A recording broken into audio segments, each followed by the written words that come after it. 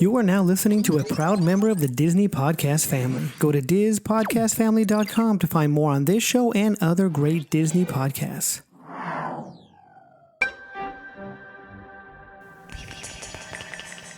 personnel, clear the launch platform.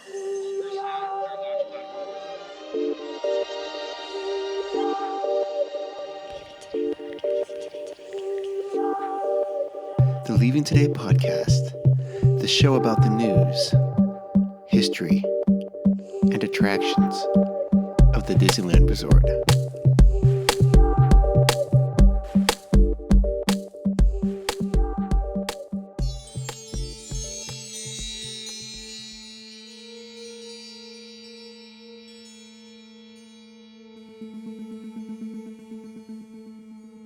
Well, come on, Wendy. Let's go.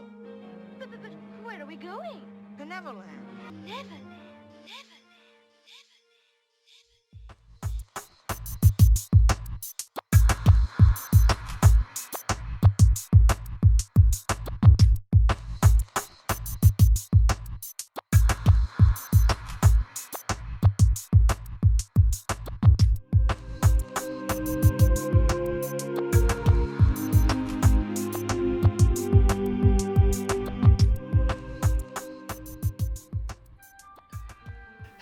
Hello, and hello. Welcome to the Leaving Today podcast, episode number 129. If you can believe it, I totally cannot believe it, but here we are, another episode, and it's going to be number 129. Thank you so much for joining us tonight, this morning, this evening, this afternoon, wherever you are. If this is your first time, welcome. The water is warm here. If this is not your first time, welcome home. See, tonight's show, we have we sent out a thing on Instagram and Facebook, I'm guessing, about Ask Me Anything. So we have some questions that we're going to answer. That's going to be our feature presentation.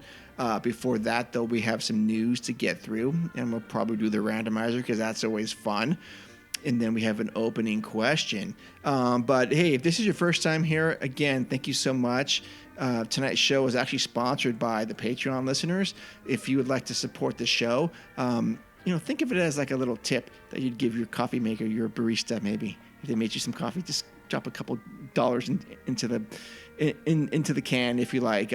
Zero pressure. But we make it easy for you. You go to leavingtodaypodcast.com, click on the Patreon link thing, and we make it easy. $1, $3, and $5. And for that, we give you some very cool swag, and you get to be on the show with a topic. Also, we've been doing some live stuff impromptu, and that's been going pretty good. Some more, that's just really some simple iPhone stuff that we're doing, but we're going to do some stuff on YouTube coming up here. We'll let you guys know how that is going, and so you guys can get involved with that. Also, you can buy a t-shirt or sweatshirt or whatever you like. Again, on leavingtodaypodcast.com, we have a link to all the merchandise that really helps us out. Also on Instagram at Leaving Today Podcast, we have a link tree thing, and all of that information is on there. And lastly, whatever medium, whatever platform you happen to be listening to this on, if there's any kind of review mechanism or rating mechanism, please take a moment or two and just give us some stars, give us some feedback. How are we doing? Does the audio suck? Do the topics suck? Let us know so we can get this going. All right, with that, the current dateline is, we are first quarter of 2021. Is that where we are? Mm-hmm. So we are on the cusp of A Touch of Disney launching in 2 days. So it's March 16th right now. That starts on March 18th. Currently in California, restrictions have been lifted slightly to allow theme parks to open on April 1st. So this is really good news for you Disneylanders out there. Because that means we're getting our park back in some form, and it's been 12 months. We need something, and I'm excited about it, and I cannot wait to see the more details that come out with that, to see how APs are handled, to see how tickets are handled, to see what the guest experience is like. Stoked about that. So tonight's opening question, and of course we already have the answer to this, but I'm going to change it up a little bit because I asked Udi this on our Sunday bike ride. So let's say Udi and I buy tickets to the park for this opening. We get to pick one attraction It comes with a ticket book, and it comes with one attraction in each land that we can go on. That's how they're going to keep guests down. So every land has one attraction that you can go on. Udi, what is your pick? I'm just going to mention hi. Good evening. Oh, you know what? I That's forgot fine. to say that. That's fine. Guys and girls, I'm so beside myself. I'm like waiting for it. Wait for Okay. it. Actually. Wait, I'll do it. Hold on. Good evening. Okay, we're good. So that's We can move the Trollmaster Puppets Udi himself. And I would be remiss to tell you again, Jess has an anthropology exam tonight or today or something. Yeah. So she's not here. She was going to be here up until like an hour ago. Yeah. It was all on, and then she was like, oh my God, I can't make it. So, yeah, bummer. Okay. Yep. And if I didn't introduce myself already, my name's Mark. Okay. Who? Mark. Yeah. Okay. Okay, so the opening question is, you get a ticket for limited capacity, and you get a stamp book or something that says you get to go on one attraction in every land. Okay. Only one. Okay. What are they? In every land?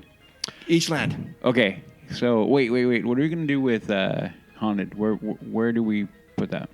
Haunted Mansion belongs in New Orleans Square. Okay. So, I just want to make sure I know. Well, what other land would you think it was? No, I because it's New Orleans Square and...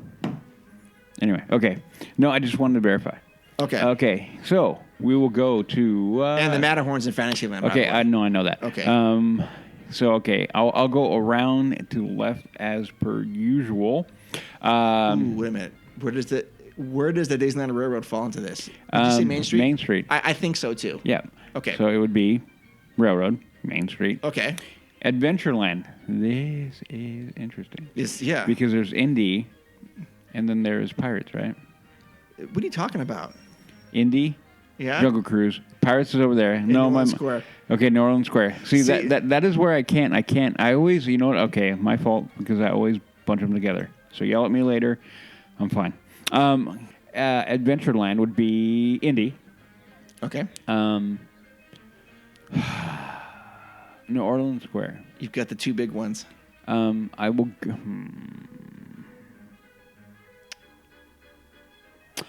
Okay, I will make. I have to make this question first. Yes. Does it matter what time of day I need to write it? Does not matter. Okay. You have, let's say the park's open 12 to 8 or something. 12 to 8? Yeah, because Okay, limited then, time. Okay, then Pirates. Okay. Okay, and only because if I only can ride Mansion one time in the day, it would be at closing at night. Okay. Okay. Gotcha. So it would, and if we can't do that, I would rather have it like near midnight. For sure. Yeah. So we will go to Pirates, and then we will move over to that new land. No, you're missing Critter Country. Nah, no, I'm not. Well, you get a stamp? No, I'm not. Okay, then can I transfer that? No, stamp? you Okay. can give it to a kid. And then I'll give it to a kid to go ride whatever they want. Okay. And then the new land, Galaxy's Edge, would be Rise. Yeah. And then we can hop over to Fantasyland. I guess we can go there if we want. Mm-hmm. Okay. That one will be, easy for me. Pan. Yeah, that's what Hold on. I take that back. It's going to have to be Matterhorn. It has to be Matterhorn. It has to be? It has to be Because Matterhorn. honestly, I was vacillating between Pan Yeah, and no, Matterhorn. I am, Okay. but the thing is, if I have to pick, it's going to be Matterhorn. I'd rather have that high speed, the whole thing going on with the roller coaster versus Pan. And then we're going to Tomorrowland. Another one, can I pass the ticket on? No, I'm kidding. No. That would be Star Tours. Easy. I know, and I'd be by myself because, yeah. Okay. Why? What do you think? I know you wouldn't. Yeah. Okay.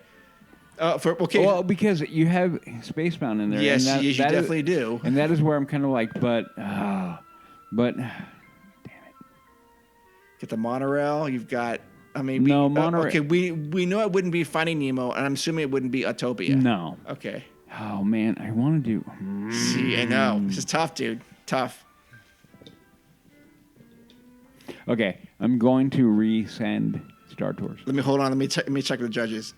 Yeah, okay. they can. Yes, okay. yes. That just okay, yes. so we're going to go with Space. Space Mountain. Yeah, and then coming around, and then I forgot Frontierland, and that would be Big Thunder. Okay. And then that is everyone, right? Well, you didn't miss Toontown yet. Yeah, I'll give it to the kid. Okay. Yeah. Now, okay, let me see.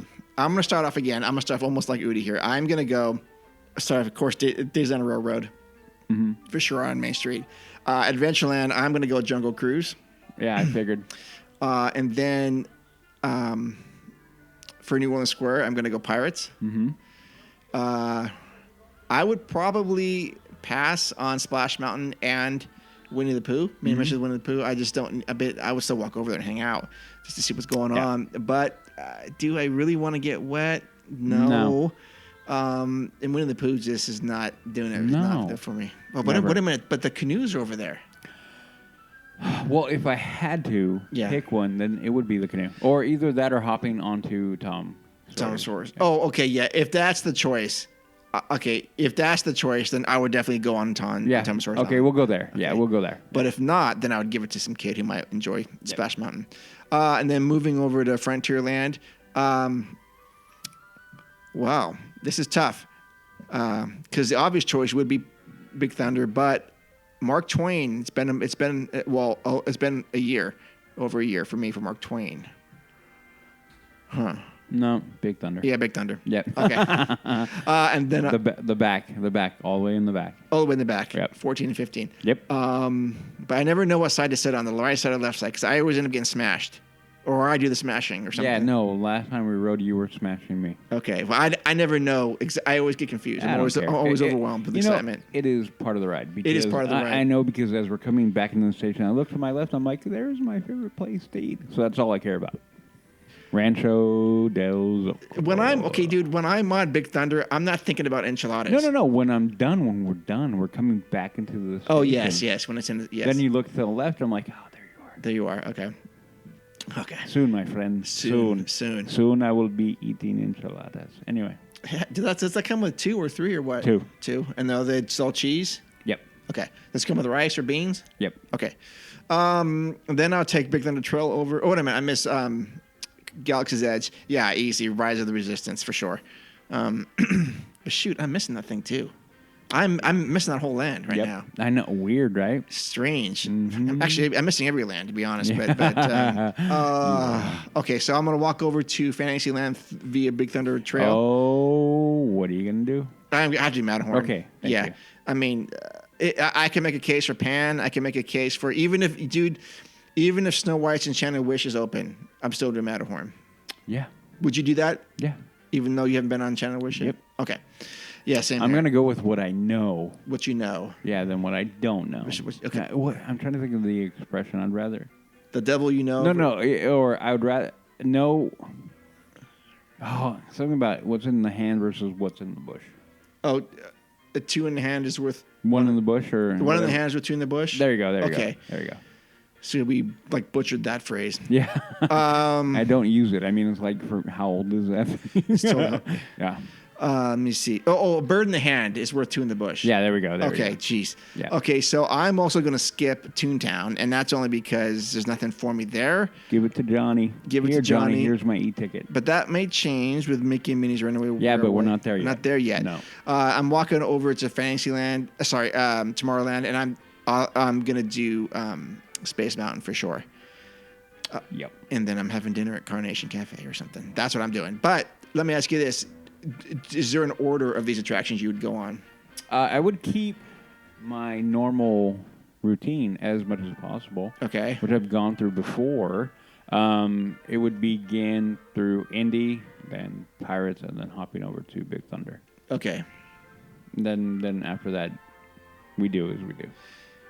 See, I actually, and I know this sounds stupid because I always use this as better at night thing, and it doesn't make sense for Space Mountain, but dude, to me, it seems better at night. Yeah, I think it's all in your head. No. I agree. It has to do more with the overall feeling of the entire park, I think. Yeah. Everything at night, and we say it all the time, it takes on a whole new entity and a whole new aura. Everything is completely changed I mean, you think about it. If anybody has, that thought, like, think about it when you go in the morning, as you go through dusk and everything kind of changes. You could feel the shift in the entire park. Mm-hmm. And then you go into night. And then when you come into night, you're in a whole new world. You are, dude. Yeah. It's more intense. Oh, yeah. It's more. I mean, I know this sounds really stupid, but No. the Matterhorn at night seems scarier at night. Oh, right? it is great at night. It's great. Oh yeah. Yeah, I absolutely. mean, same thing with Thunder. Thunder's- I mean, you ride that at night. I'm getting chills thinking about yeah, this. I mean, you ride Thunder or you yeah. ride Matterhorn at night. Yes. Holy crap. I mean, and then we can hop across the Esplanade. And I said it a million times.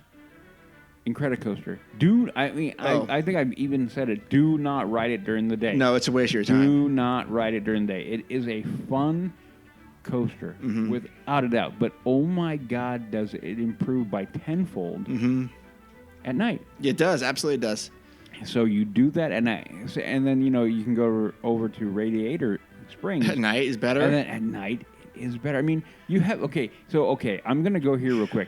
Radiator Springs, in my mind, has that very distinct, how can I put, what's the word I'm thinking of? Very distinct thing where you can ride it during the day. Mm-hmm. And it is great during the day. Yeah. Okay.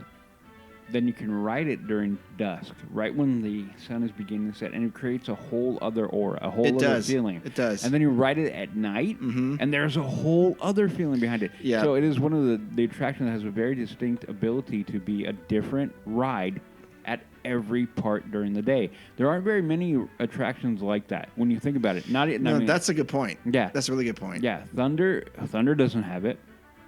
Space Mountain doesn't have it. When you come into that, and it has to do everything with that golden hour right in between when the sun begins to set, and you have that. You think about that because of how everything in that attraction is so picturesque. Yeah. How everything. Yeah. I mean, it is amazing. So when you do that, I said it before when I wrote it the first time, I had that opportunity to kind of ride it in that area in that time, and I've ridden it in all three times of day, and every single time is a very, very unique experience. So for anybody who hasn't had the or hasn't thought about it in that way, I highly recommend once we're back in a few more months, people, we're there, do that if you can. Single rider it if you can. Fast pass it if you can. Do whatever you need to do, but make that, So I pulled up a picture from the exact moment Udi's talking about. This was October 11th of 2016 at 6:43 p.m. Right when the sun is setting. Yes, and it's a gorgeous clear night in Anaheim, and I think we're wearing shorts and t-shirts. I think. Yeah. You were. Yeah. And this is not a cloud in the sky, and there's a picture of the backside of Monument Valley with that rock, and it's just a gorgeous night to be out in the parks. Yeah. And so for anybody who has not done that yet, I highly recommend if you're there, once we get back to normal, not new normal, normalcy in the park. Oh man, that was a good time. Once we get back there, I highly recommend that you, if you're going to be there on a multiple day trip, that you try to plan out when you can be there at every time frame. It will be worth it, and you will be saying thank you later. Right. Trust me. Yeah. Well, but when you brought up that question or that statement, what rides actually work well in all three settings? I mean, not many do, honestly. I think maybe the Mark Twain might. Yeah, but when you think about the Mark Twain, I don't view it like that. I don't view it as, At dusk, it's awesome. Oh no! I get that because you're going around the rivers. Of course, you have the very picturesque, scenery you're looking at as you're going around. Yeah. So I get that, and under, to me, I think in my mind's eye, I see where right at dusk in that golden hour would be like the premium time to go ride that. Yeah. Just because it would be amazing having the sun and the different hues, that are coming across would be amazing. I've never done it, and now I'm thinking about it like I probably should. At dusk? Yeah. Oh. Yep. We're usually running or we're like waiting for a light to come on on Main Street or something like that. Is because we love that so much. We're typically doing something along those lines. But I think one thing that I'm going to go positive again with the one thing I think that this whole lockdown and closing and everything beyond us rekindling that appreciation for the park. Yeah, I think it's making me be like, you know what? We took the park kind of for granted at one level.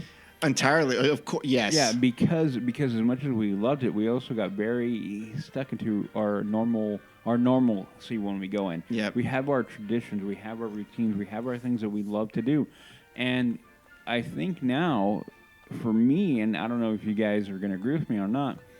But I think, in my mind, I want to catch the things that maybe I'm thinking, we've all had it where we go, okay, I can do that next time. Yep. That, for me, is now going away. That is going to be like, okay, I already know what that experience is like. I already know what that is like. Mm-hmm. Maybe it's time for me to kind of find the nuance in different things that I may have not thought of before. Yeah. So I'm hoping, like I said, for me, my mind has begun to open up, like talking about the Mark Twain, talking about Columbia. There are things, and as crazy as the statement I'm going to say right now may sound coming from me, Fantasmic. Mm-hmm. Fireworks. Yeah. Yeah. Parades. Yeah. Ooh, parades. Wait a minute. Yeah. Okay. Yeah. And only because I feel that there is a part of me that is going to need to go back in. And even though I had that growing up, like I feel like I need to plug back into that. I need to reconnect with all those things that I kind of, like, yeah, I've been there, yeah, not my thing, but I think to gain and kind of reconnect with everything that the park is, I feel like I need, for me, going to need to reconnect with all those kind of things. So, yeah, connecting with stopping for fireworks. Yeah. Connect with actually watching a parade. Going to Fantasmic. Those kind of things are going to be things that I'm like, you know what? Nah, I don't want to do that. Not my thing. Now I'm going to be like, wait a second. I had such a plethora of things to do that I felt the the privilege, I'll go there, of being able to go like, I don't want to do that. I don't want to do that. I don't want to do that. Sure. That is gone now for me. That mentality of like, I don't really care to do that. Mm-hmm. For now is gone, because now that we haven't had the park, I've been reminded at a very high level of all the things that I love about the park, and how the things that I didn't really do, and that would include like Toontown Critter Country. I'm still not going to do that. Sorry, I just can't. Yeah. But like the other things that I would traditionally not do, those are now like coming back to me going, you know what? Those are the things that help pull the park into that higher tier, that makes it better than many of the places, other theme parks and amusement parks in the world. Oh, for sure. So again, for me, and again, I don't know, you guys may not feel that way, but I think if we can all do that when we finally get back in, which we're getting there. We're getting there.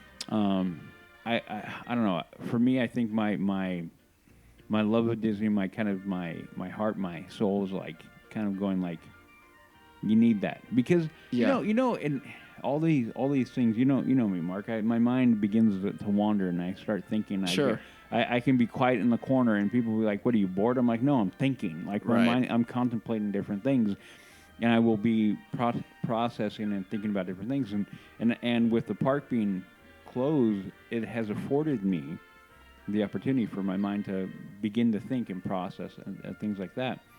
So I realize that me walking through the park and having the parade going, right, or the fireworks going, or Fantasmic going, even though I wasn't, and I haven't been for a while now actively stopping and taking in that entertainment. Yeah. The sheer fact that I was in its presence was enough. You know what I mean? Mm-hmm. Like I could hear the fire. I could look up, and even though I'm moving, I could hear the fireworks going. I could see the fireworks going.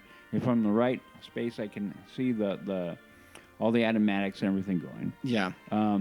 If I'm walking down Main Street at the right time, I can see the floats coming by.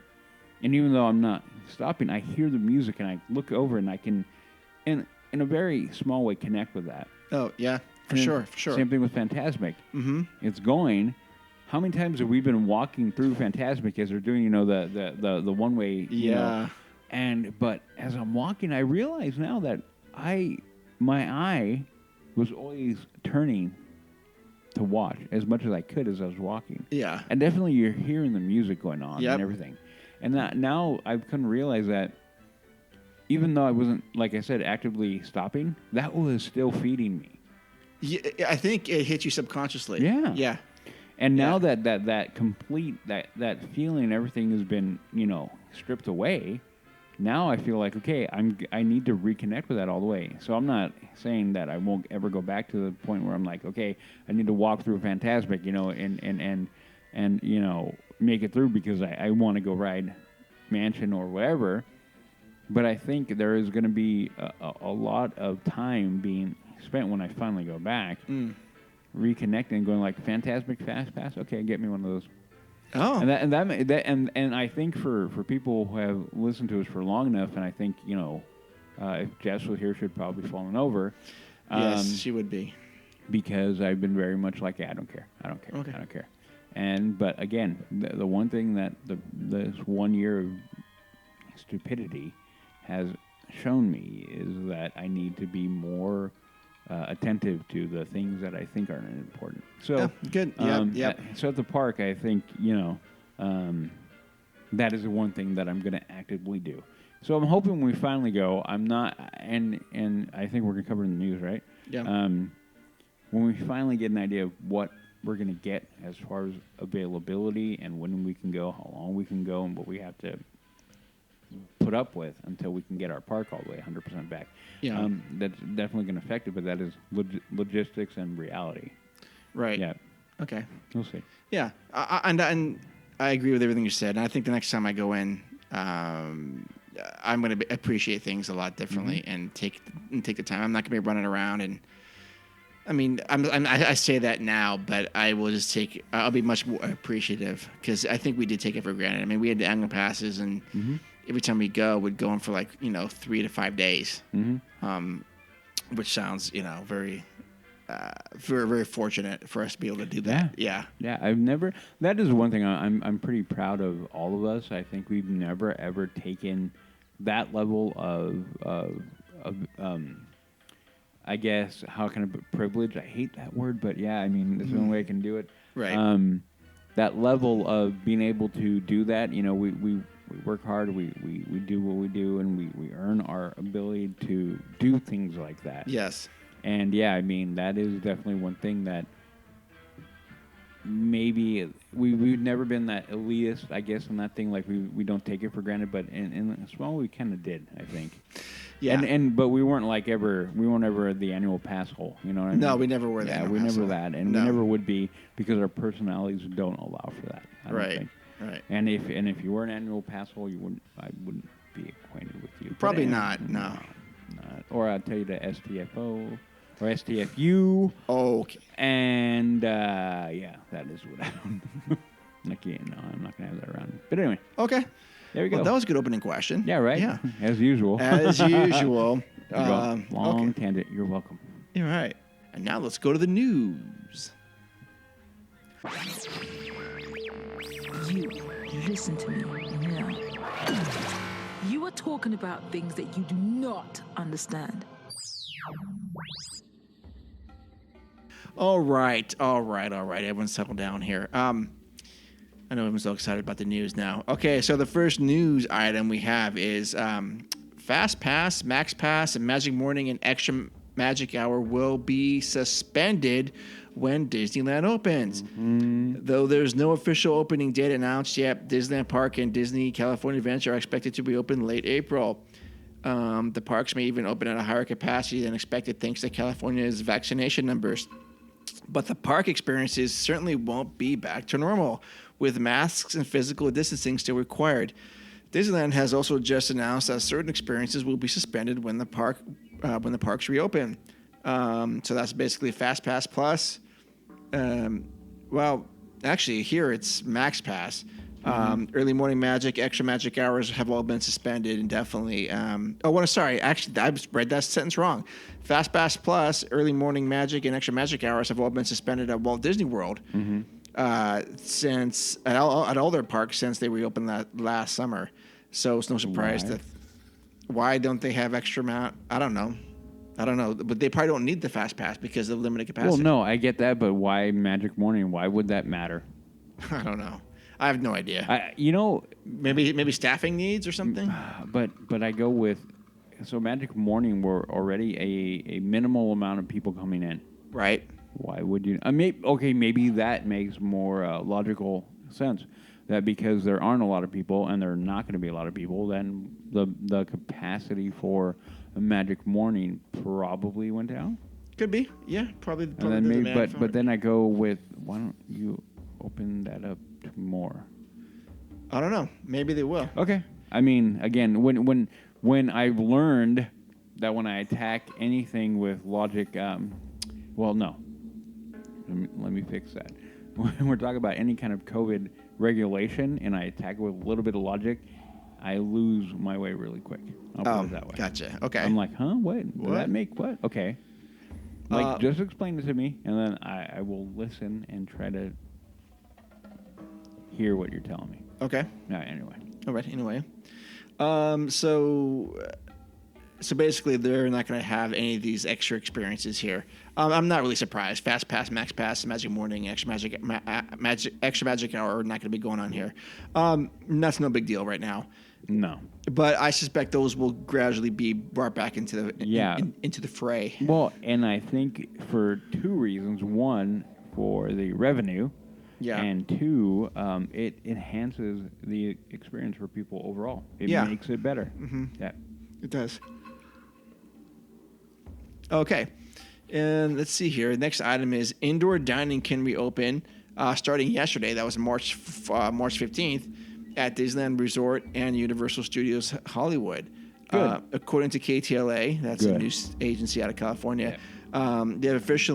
California's officially met its target of administering at least 2 million COVID-19 vaccinations to the most high-risk parts of the community. So this will allow indoor dining to be about 25% capacity, and that includes all the restaurants in the Disneyland Resort. Good. Yes. Good.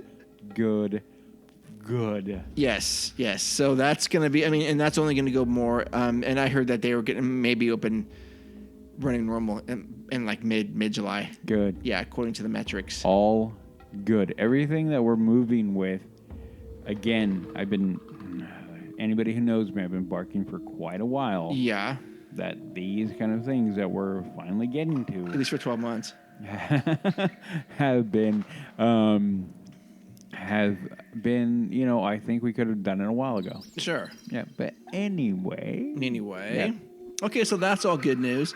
Next item is Eggstravaganza scavenger hunt, spring snacks, and more coming to downtown Disney District in March and April. To celebrate spring and Easter, downtown Disney District of Disneyland Resort will be hosting a new extravaganza. That's Eggstravaganza scavenger hunt in downtown. And downtown Disney District will also have spring snacks, brunch, and more from March 15th through April 18th. Yay. Awesome. You can pick up your game board and tickets for $8 plus tax, including the newly reopened Wonderground Gallery. Then let the hunt begin. You search for hidden eggs themed to Disney characters and record your discoveries by placing corresponding stickers on the themed extravaganza game board. Whether you choose to hunt for eggs or not, return your game board to World of Disney or Disney Pin Traders to collect a special surprise. It's one of 6 collectible eggs. Oh, okay. Very cool. Yeah, they're very cool. Yes, very, very cool. So I'm glad they're doing that. Which one would you want? We're looking at pictures of them right now. Yeah. You have Mickey, Minnie, Daisy and Donald, and Chip and Dale. I'm going to go with Jess. Would pick one of either Chip or Dale. Yeah. I don't care. Donald, I guess. I think I'd go with Donald too. Yeah. Yeah. Yeah. Sure. Why not? He's not a bad guy. No. Okay. He's all right. He's all right. Next item is Disneyland Hotel now completely fenced off from guests. I didn't even know this was going on. Yeah. I happened to see this. Preparations for the late April reopening of Disneyland Resort are underway. Part of the work taking place is the construction of a fence around Disneyland Hotel. The fence will effectively create a bubble around the property. The walkway to Disneyland Hotel is blocked by temporary fencing. This fence makes it seem unlikely that Trader Sam's, Goofy's Kitchen, and the remaining offerings at the hotel will return anytime soon. Temporary fence is inside the original fence line. Disney has yet to, and I know everyone's going, why is that happening? Well, Disney has yet to announce the reason for the fence bubble or when Disneyland Hotel will reopen. This could be related to the construction of the new Disneyland Vacation Club wing at the hotel. I really hope that is what it is about. Yeah. That is for the vacation club. That they're building up the fencing for construction and whatnot, and then you need that. I mean, I do that for a living. Yeah. And if we didn't have a fence around where we were working, all kinds of craziness could happen. People could walk. Yeah, it is not. And it's a general safety thing. I really, really hope it is not COVID related. No, I think it's purely construction. Yeah, and I hope. Yeah. They haven't, the article says that they haven't defined or they haven't announced why. And I really hope that is what it is. Because the one beauty, I think, of the Disneyland Hotel is having Trader Sam's and having that ability to, you know, the one thing about the whole entire resort is its overall accessibility. Oh, yeah. Some people would find that as an issue right now in the COVID era, in the Rona era, and I never have, I never will, and I never did, because that creates a more open, inclusive, like free area. Like you can walk around and you can just enjoy yourself with whoever you're with. Right. So Absolutely. creating the only fences you need to have are obviously getting to the theme park. Outside of that. Why? Going to the hotel? Okay. Sure. Going to Trader Sam's? Yeah. Why not? Why, getting in and out of any area in the resort blocked off by a fence line, I'm going to be like, no. No, not at all. Well, I hope this is I mean, I hope they get this thing going fast because Trader Sam's needs to be open. Oh my God, I miss that. I mean, I think I have a picture of me. Drunk? No. I do have pictures of those, but anyway. But I was waiting, and December trip, and I was waiting outside of Trader Sam's. And I was waiting for Jess, I think. And it began to kind of sprinkle and rain. And I'm like, you know what? All I did was throw my hood up and cover my head. Okay. And I sat in the rain in Trader Sam's on that patio. And I'm like, no, I don't want to go anywhere. Like, I loved everything about it, like the feel. And I'm like, I don't want to go anywhere. And I didn't. I waited. The rain kind of, it wasn't a big, heavy rain or anything. It was kind of like a light to medium drizzle. So, and then it was like perfect. And I didn't want to go anywhere. And I miss that area. How many times have we gone and we hung out? I mean, when we did our meetup with, quite a few different people. I met Corey, and that trip I met Corey, and, and Ryan and a few other people.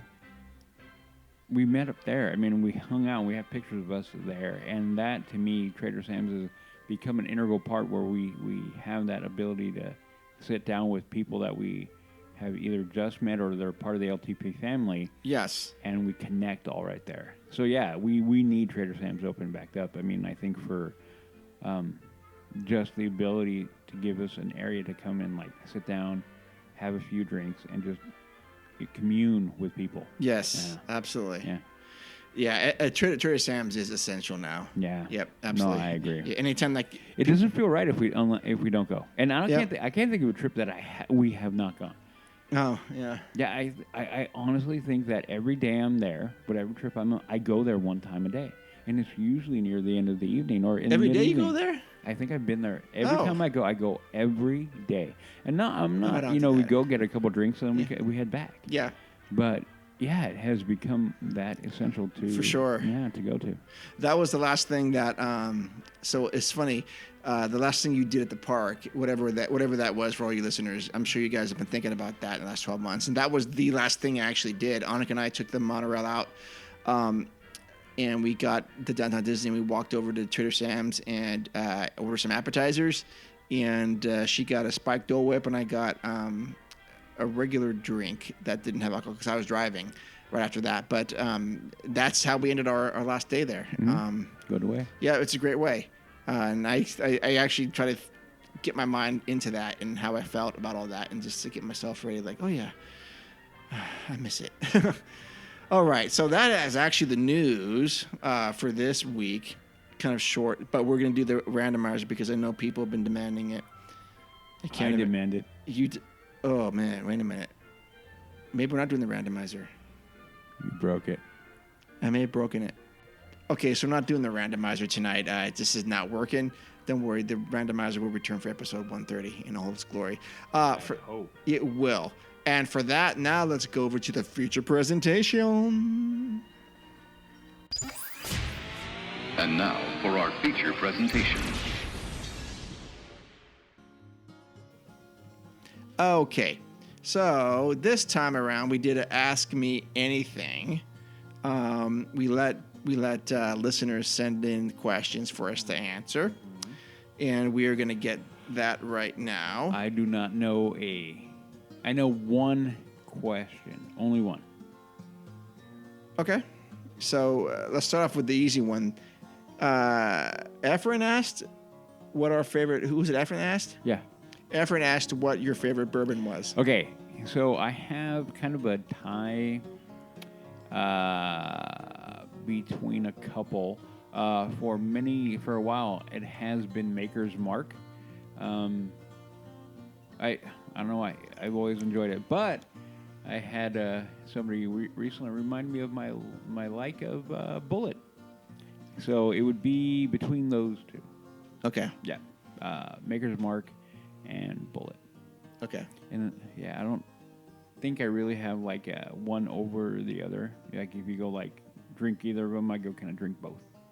It'd be like you can only have one. I'm like, no, I'm gonna drink both. Okay. So that is the way that goes. Yeah. Okay. Yeah. What about you? I know. I have no idea. You're like Burr what? Is Seagram's a bourbon? No. What is Seagram's? It depends on Seagram's is a few different things. Oh, I have no idea what I'm talking about. Yeah. Clearly, I don't know. Whatever Udi's drinking, I guess. Yeah, whatever. I'm like, here, drink that. Whatever the Winco version is. Joking. I'm totally joking about that. I have no idea about bourbon, so I can't answer that question. But then Jose wanted to know. We did this in the live chat just real quick. Jose wanted to know what was the first thing we saw on Disney Plus. For me, might be, The Mandalorian. Mm-hmm. I waited, came up and bam. I remember very distinctly doing my, pass through what was on there. Because you've been reading about that will be on there, that will be on that library. And I went, okay. And I kind of went through and kind of began to look through it. And then Mandalorian. And then right after that would have been the OT. So, Star Wars OT. Okay. And yeah, it was Mando Episode 1 and then Star Wars OT in its entirety. Yeah. Okay. Yep. Mandalorian was the very first thing I saw on Disney Plus for sure. Yep. And then I went right to Imagineering. Yeah, that came in behind it because, for me being the Star Wars guy I am, I'm going to keep that thread. And I found it very, if I'm going to watch it, I'm going to, christen it the right way. Yeah. Yeah. Even though I have that on Blu-ray. I have all of them on Blu-ray. All 9 on Blu-ray. I do. Even though I don't watch all 9 on Blu-ray. But, yeah. But, yeah, I definitely did that. I definitely went okay, here we go. I'm going to watch that and then go to that. Right on. Okay, so the first question comes from Fernando, although it says it's not a question, but good luck, Jess. Keep crushing it and stay focused. You got this. Yeah. Yes. Thank you, Fernando, for that. I know maybe some of you guys have just joined the show last couple episodes, last 4 or 5 episodes, and we're usually a trio, a power trio. But Jess is taking on school, so she's got a lot of work. So we are respectful of that and supportive of that. So she's not here. She was going to be here tonight, but again, she's got some stuff going on with school, studying and stuff like that. Or I think it was an exam that had some technical issue. But anyways, we'll be sure to pass it on to her. Thank you so much, Fernando. Yeah, thank you, Fernando. And she will be back for sure. Oh yeah, and I don't know if you guys caught it. We had a little bit of a mini recording with her because we actually were able to catch up with her for a little while. Yeah. Even though I talk to her on the regular, I do. But yeah, like actually hanging out has been primarily when we record. And so, yeah, we hung out the other night. Okay. Yeah. Next question is Terrence Green. He's the host of the Ears Up podcast. I think they're out of San Jose. Really, really, really cool show. Hey, Terrence. Hey, Terrence. And all those guys, I've corresponded with Terrence a few times on Instagram. He seems very, very cool. In fact, everyone on that podcast seems really nice. Cool. Yeah, his question is, what's better about DCA than Disneyland? Huh. That's a loaded question. No, it's not a loaded question. We've tackled this one before, and you know what? I'm just reading this now as the first time too with Udi, so I haven't given it a chance to really think about it. Off the top of my head is what's better about it is that it's not Disneyland, and you can go ahead and start tearing out sections of the park, and no one's gonna care. Hey, let's just shut down a Bugs Land and put this thing here. Okay. Imagine if you did that at Disneyland, people lose their mind. I know I'm trying to be funny here with that, but I know that's not like a real answer. It's because it's not Disneyland. They can do whatever they want. What is better? What alcohol?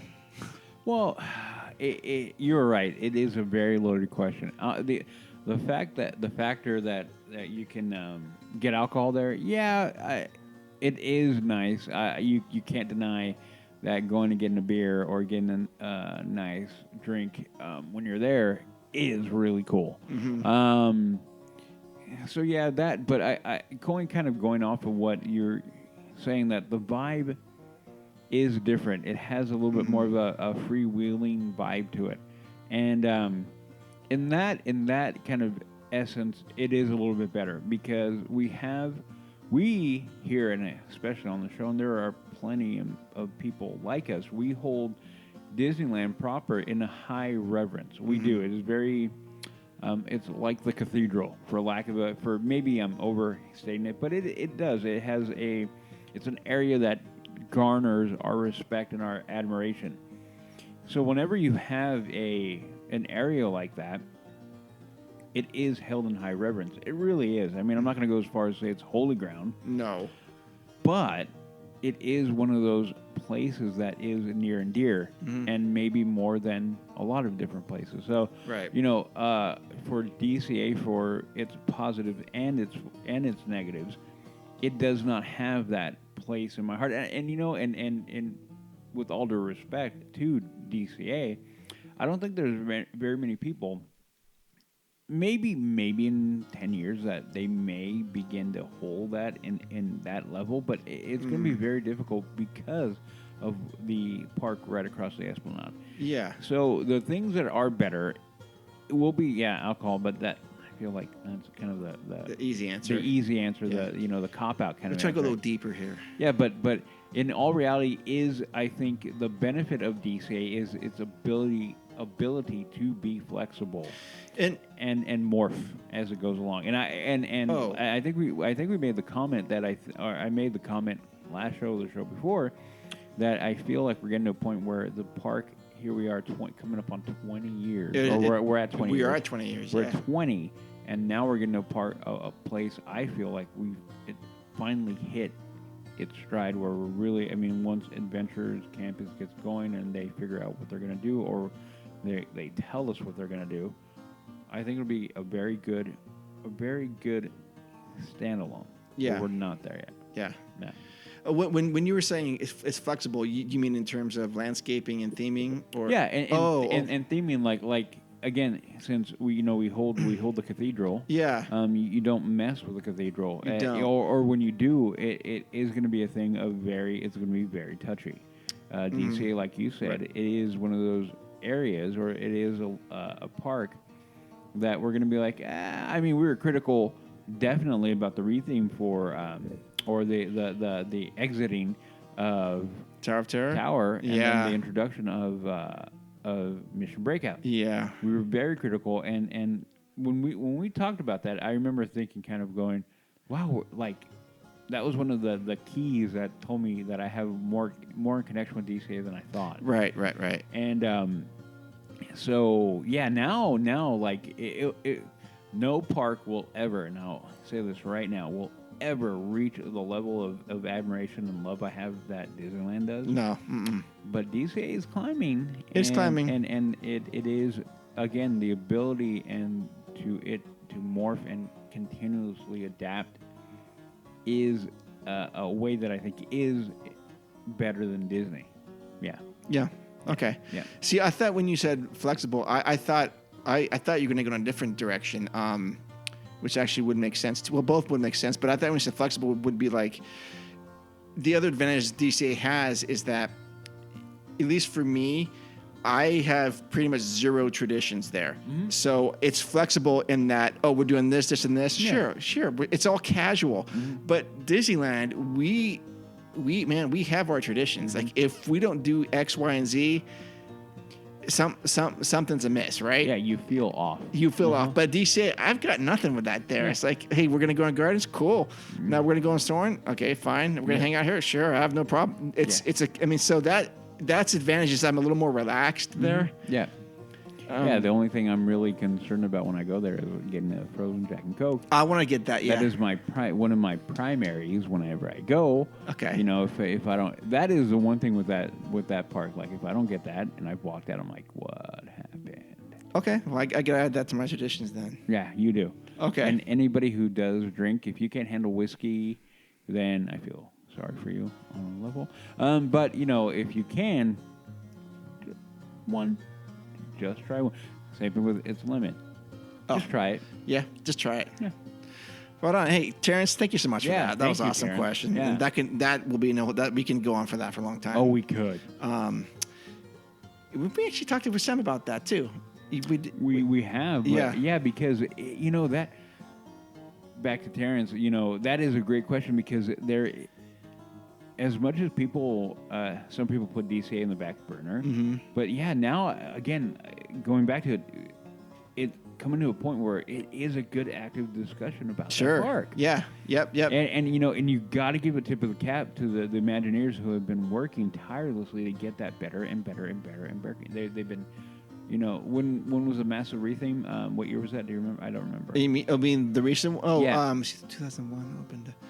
Remember when they got rid of California? They got rid of the whole and kind of thing. The Buena Vista Street. Yeah, was yeah. It? I don't remember. Oh my gosh, 2013? Yeah, or something like that. My gosh, I'm sorry guys, I don't know that off the top of my head. That feels right, but yeah. For anybody, yell later, and let us know. But at that point, I think that is when the signal went across. Like, okay, we know that what we did isn't connecting with as many people as we'd hoped. Yeah. So let us now actively work to improve it, and they have been from then, I feel. And like I'll keep on saying it, we're getting to a point now where I feel like, yeah, here we are. Yep. And now when we see DCA, we can begin to fondly look at things. I mean, you can't, again, with Tower of Terror going away, that was the first moment I went, oh, this park means a little bit more than I thought. Yep, absolutely. I can totally agree with that. Yeah. Okay, so next question from Garabear55. How do you all feel about food festivals like Food and Wine, Lunar New Year? Thumbs up or thumbs down? I am a thumbs up. In a very happy 2 thumbs up with the Food and Wine Festival. I've gone to it once with the girls, and it was, you know, it's handled differently now because of circumstances, but you would just had a park ticket and you would just go to it. If you wanted to partake in it, you could buy individual things at booths, or you could buy like a meal voucher lanyard thing. And I think that's what it'll be next year. Well, we were talking about that before the show. I love it because you get to experience brand new foods at restaurants that you know that they don't normally have at the park. And I think when we were there, they had culinary demonstrations from people like famous chefs, and I don't get into that, but for some people that's really cool. But I think the more types of festivals they have here, especially we were talking with Sam. He just came back from Epcot doing the animation festival, and Disneyland needs that, or DCA needs that, or something, because that is such a wonderful way to see new art and to meet the artists and get involved with that and support their craft. But no, I'm all for all these festivals. I think it's great, and I hope it's something that they continue to do in the future. Yeah, I will completely agree with you. I think the one luxury we have in Southern California is the proximity of the two parks. I mean, we have it there right there. They're literally a minute walk from one to the other. And I Disneyland doesn't, in my opinion, Disneyland proper does not need any kind of festival within its walls, within its fence line. I think there is enough there standing that added attraction or event wouldn't add to that park. It wouldn't. I don't think. I mean, it would be cool. I think some people would enjoy that, but I think overall, I don't think that would be a overall benefit to that park. And when I think about it, I'm like, okay, where would they put it? I bet you if I really dug into it, I could find areas that you could do that with. Oh yeah. Yeah. But going back to DCA, we've commented before that one of the good things about DCA is its wide open footprint. It has a wide open footprint, so festivals of that nature easily fit in there, and that is why they've been doing it over there. It makes logical sense. So yeah, I am very happy. I mean, I've never had any of the food there. I've been around when it's been going on. I've walked around, and everything. I mean, the vibe. That is what I enjoy. Yeah. We talk often about vibe and feeling, and that is one thing that having a food and wine in DCA adds that in that park. It adds to the park. It adds a little bit of a different flavor and different vibe in a much more open, free, kind of like a little bit more freewheeling attitude. And where they usually run that is, in a major thoroughfare near wine country and everything going through there. It just plugs in quite nicely there. For sure. Yeah. So I definitely, the one thing, the art. I mean, they having art festivals would be great there too. Art to me, in my family, it is something that I personally was not gifted with art. I was gifted with the more technical, logical, analytical, mechanical, way of looking at things in for me growing up. But that being said, art on the other side is very integral. My father, when he was a teacher in South America, taught art. I remember him. We were at church, I think, and he gave me a piece of chalk and went, "Draw me a random shape on the chalkboard." Random. I went, okay, and I did kind of like this weird little S kind of shape, and out of that one line, I made one line, and he wound up in chalk doing Elvis Presley. Oh, he wow. used it as his head, as his hair. And I kind of went, holy. And then my brother doing what he does for a living. He is a tattoo artist, and he's very good. I have all my pieces of art are all him. And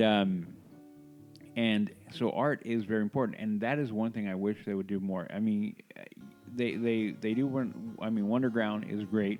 Why did I forget? Turn the page. Or no, off the page. Off the page. Why didn't I turn off the page? Is another great. I walk in every time because I appreciate the skill of art. That is one thing I wish that would. Yeah, they need to continue to build on that, because it just walking by, and even though I'm not a big buying art kind of guy, but I can sit there and look at a painting or a drawing and really kind of get lost. There are so many good artists in this world that anything we can do to kind of amplify that voice and have that come into the world is way better than it adds kind of a little more peaceful, and it is something that people can connect with. So yeah, I love that. The food, art, all that kind of things, everything are things that can bring more people together and bring them back into the park. And I'm all for it. Go for it. Okay. All the way. Yeah. Awesome. Add more, make more, do more. Do more. Yeah. Okay. Awesome question. Yeah. Walt is he? Isaiah. This is Jacob's brother. Pet peeve. His question is pet peeves about Disney parks or Disney adults. Okay. So for me, I will go with the pet peeve. Kind of. You mean for both of them, or? Yeah, I mean, okay. the one that bugs me are with people. I go figure. The people who do not treat the park with the level of respect that it is due. Yeah, bugs me. I'm not, again, like I've already called it the cathedral, but that was more, I'm being a little bit more. That's the word I want to use a little. I'm grandstanding a bit with using that word.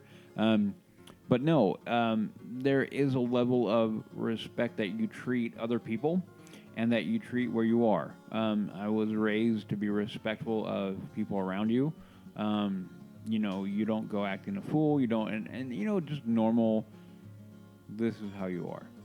So when people walk in and feel they don't have that level of respect for the park and then people around them, it does never, ever, ever sits well with me. Mm-hmm.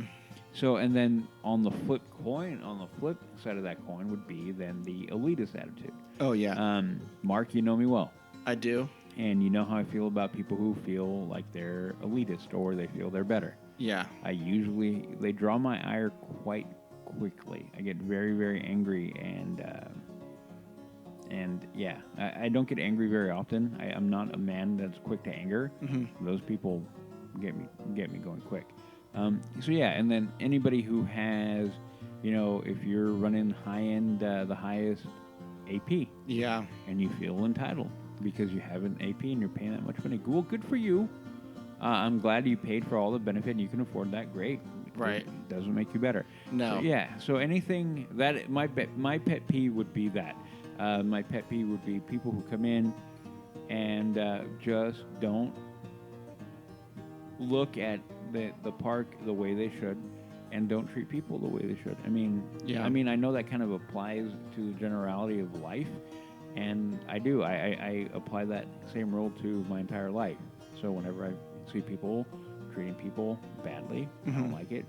I see people acting and trying to treat people that they're better than them, I don't like it either. Right. Yeah. So in the park, unfortunately, it does happen because we're human beings, and some people are like that. So that would be my pet peeve. Like, don't do that.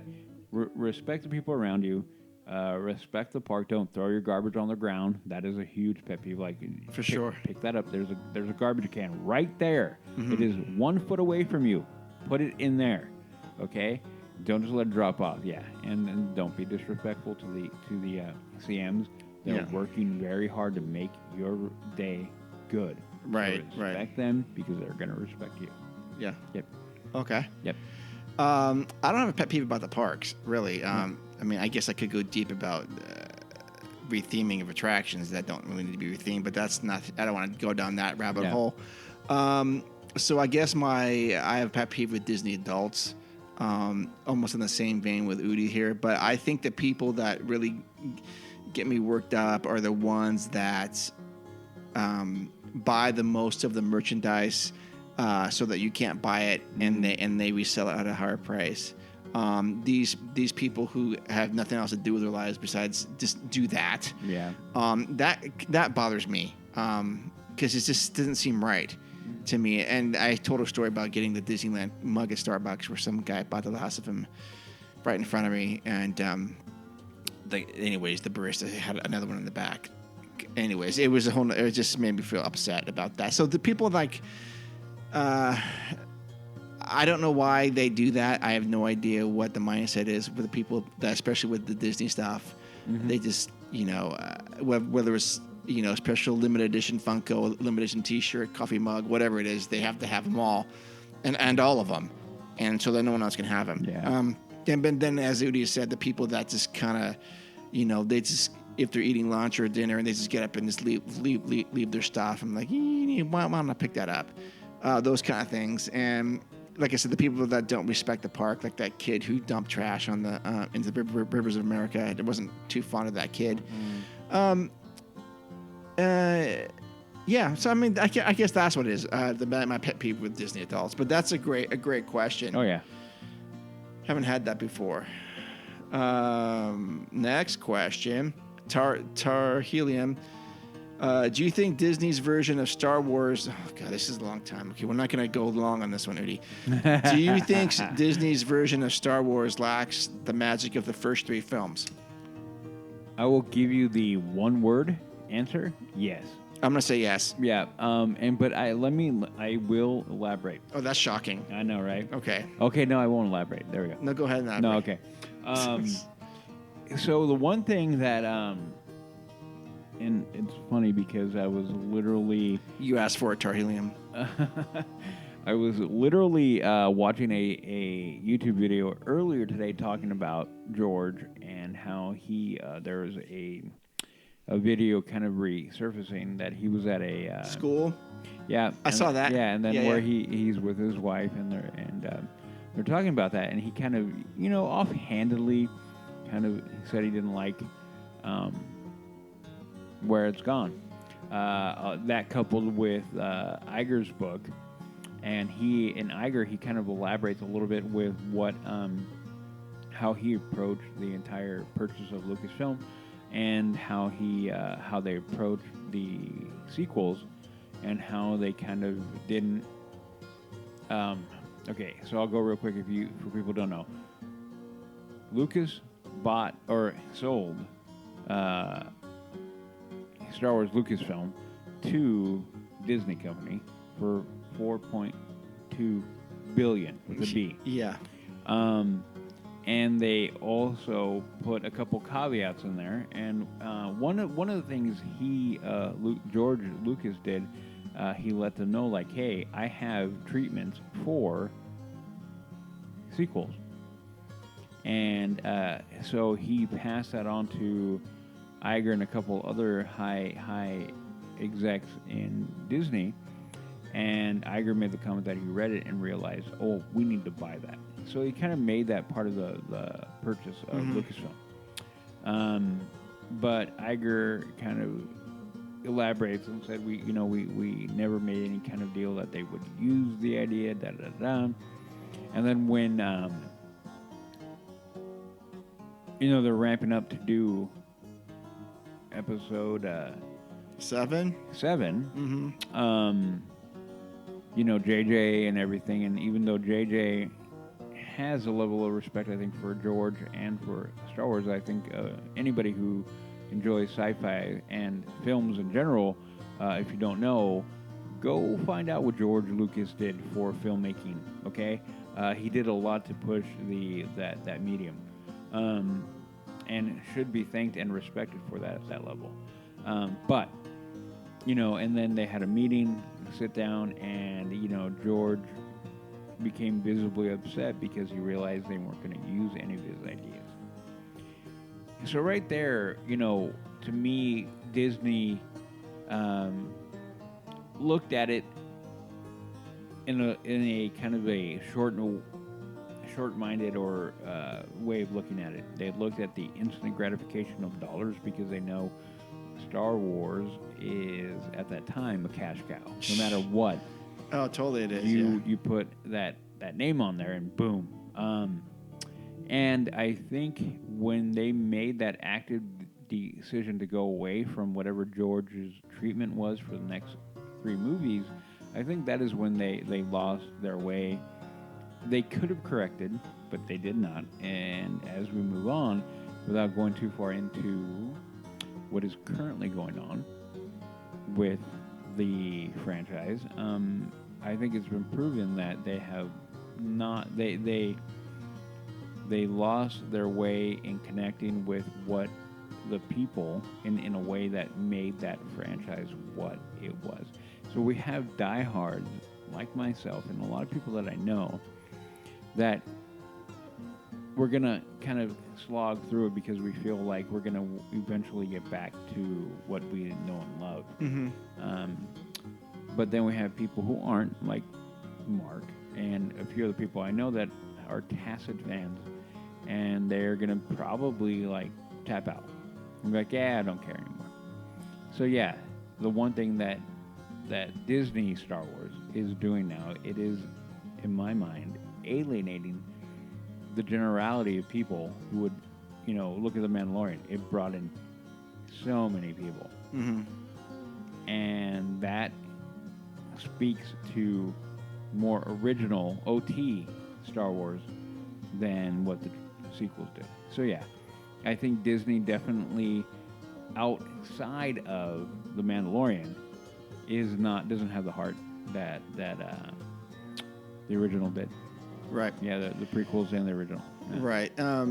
So to piggyback on that, I think as far as the IP goes, the films they've ruined the films.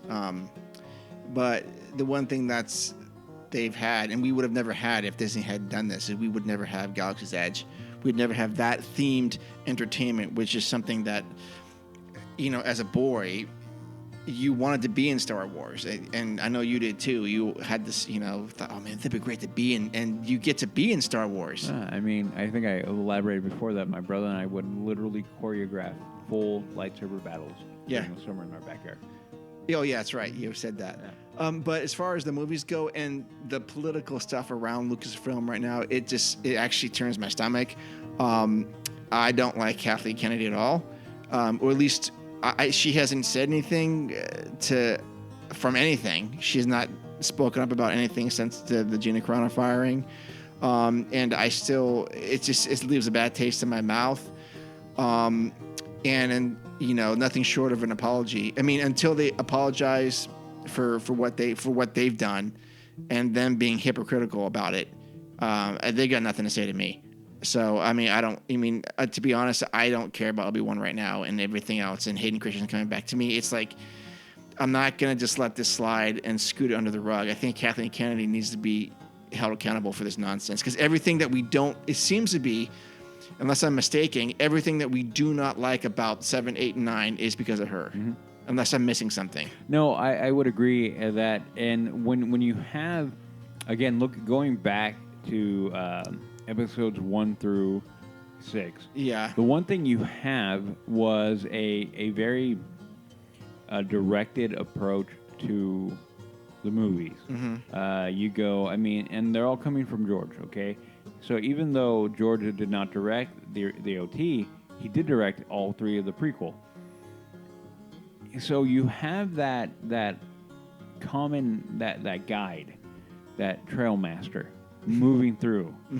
And then when you go to the sequel, which is going to be the ultimate end to that, you cut him out. Right. That isn't necessarily a Bob Iger thing. I feel, Kathleen Kennedy being the president of Lucasfilm, that was her call. And without going too far into her history, that, to me, was a big stab in the back for George. Because Kathleen Kennedy, if you guys don't know, Kathleen Kennedy worked with him on a few different projects, some near and dear, Indy, Young Indiana Jones, those kind of things. She was all in there as an executive producer. So I feel like he gave it, okay, well, I can sell my baby off because at least here's a woman that I've worked with.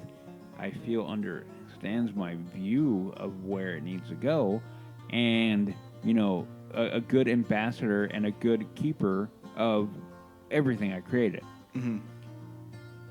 And then she goes around and she turns around and does what we've gotten. So without going into a big argument about the sequels being good or bad, but I think they went off course. They didn't capture the heart and spirit. And the only reason why I feel like you could really point at that is because they did not include George Lucas like they could have. If they would have probably used his treatments, I think we don't even have any conversation about, I can go back to griping about how much I initially didn't like Jar Jar or something like that, you know what I mean? Sure.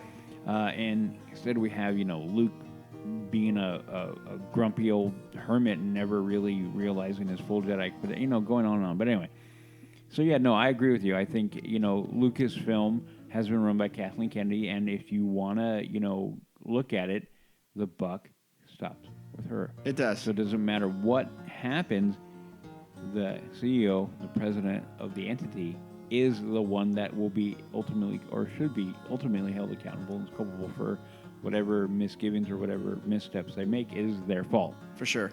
So, yeah. Okay. And I wonder how she's going to be treated, if she's even around still, for that next Star Wars Celebrations. It will be interesting. I will say that I don't think she'll be treated badly, but I don't think she's going to be treated warmly. No, she might get booed.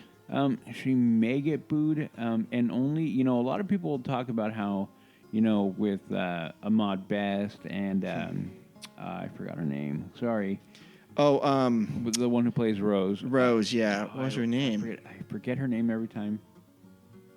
Just call her Rose, yeah. Yeah, well, and a lot of people, I think Joey, he made the comment to me that a lot of people, when he went to Celebration in Chicago, that a lot of people were like, "Oh, they're going to boo him," and they didn't, because because a lot of people don't, or a lot of people in the fandom, the real fans, they recognize an actor and go like, "Hey, while for me, even though I was not a fan, and I'm still not a fan of Jar Jar Binks." Kathleen Kenney's not an actor, though. No, and that is my point. Oh. That the true Star Wars fans will look at it and go like, I didn't necessarily like your character, but I can respect that you were in a Star Wars movie, and that in and of itself is amazing. So yeah, if I ever Kelly Marie Tran. Oh yeah, so if I ever ran across Kelly Marie Tran, I would be like, "Hi, how are you doing? I'm glad, and give her the respect that she was in that Star Wars film. She played a character that I personally didn't care about, but I'm not gonna." No, that's not on her. Yeah, I would have done the same thing if it were me. And then if I ever met Ahmad Best, I'm like, "Hey, Ahmad Best, how are you doing, man? Good to see you. Great to meet you. I'm honored to meet you." Yes. Because of that, and the same thing I do with Kelly Marie Tran. I'm like, I'm honored to meet you because of I can recognize that even though I personally did not like the character you portrayed, it doesn't necessarily mean that I don't like you. True. Which is a lot of people don't have that. Can't make that bridge anymore. I don't know why. Because even if you don't like Gina Carano as a person, you can look like, hey, I love that character. Yes. Or you can find commonality where you're like, okay, have the respect for liking where they are. Yeah. And then let it go. Okay. No cancel. Moving on. Thank you, Tarhelion, for that can of worms. You asked for that one. You asked for that one. Okay, next one comes from my mom. Let's give you a difficult question. What are your top 3 podcasts and why of our show? Oh, our show. Holy crap. Our top 3 of the LTP. That's tough. 5. Episode 5, I'll agree with that. That's when Jess came on. 70, whatever, our dark one. Okay. What was that one? I don't remember. The topic was that was dark. Decently, yeah, I remember that. What we call the dark one, for anybody who doesn't remember that dark episode, we had it was before Galaxy's Edge opened, and we had a very deep talk about what we felt was going on, and even I was at that point where I'm like, you know what, if they do, what, I think we were talking about what would cause me to be like, no, I don't want to go there, and basically jump onto Jess's train of thought that it doesn't belong there.